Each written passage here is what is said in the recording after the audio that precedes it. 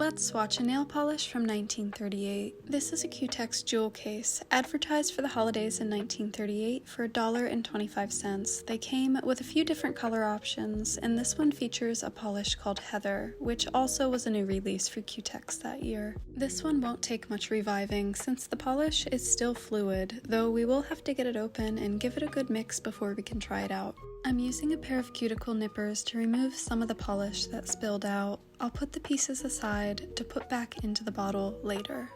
And now we'll loosen the polish that is sealing the bottle with a small cup of acetone, enough to submerge just the cap. It only took soaking it for about 20 minutes to get it to the point of being able to open it. The animal hair brush, as you can see, is quite frayed, so we'll probably paint with a modern brush so that we don't get any polish on the skin.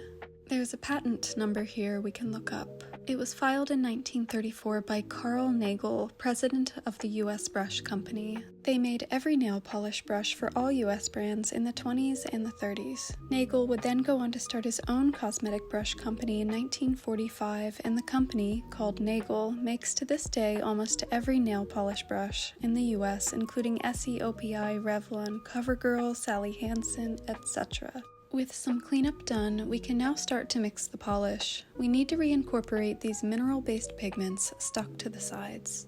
After almost 87 years of laying on its side in a gift set, it will need a lot of mixing. I can tell by the consistency though that it needs just a little bit of thinner, so we're gonna add it.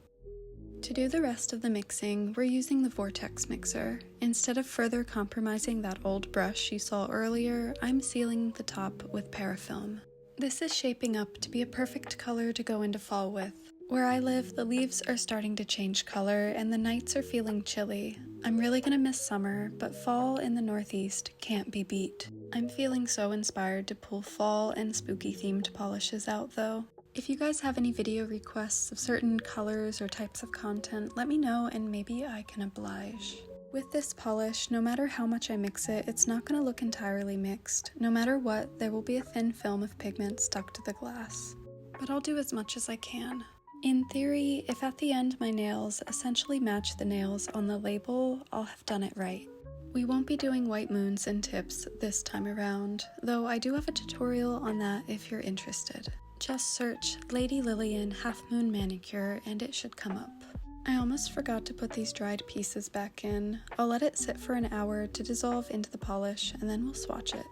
After a long time mixing, this is the best I could do. There's some dye really stuck to the glass at the upper half of the bottle and then a film of mineral pigment stuck in other places.